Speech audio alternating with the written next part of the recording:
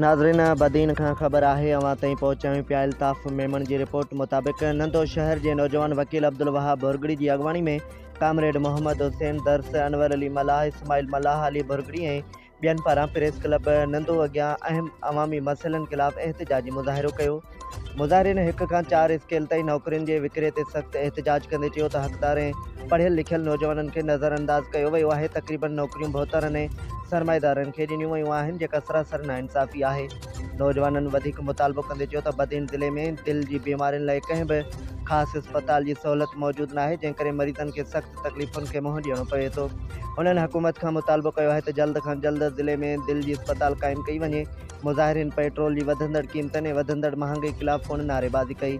चयो वियो त रोज़ानी इस्तेमाल जूं शयूं आम माण्हुनि जी पहुच खां ॿाहिरि थी रहियूं आहिनि।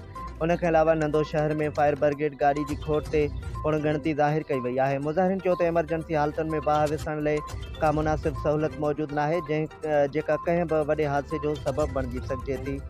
मुज़ाहिरीन हुकूमत खां मुतालबो कयो त संदनि जाइज़ मसइलनि जो फौरी तौरु नोटिस वठी मसइलो हल कयो वञे, ॿी सूरत में एहतिजाज जो दाइरो वधायो वेंदो।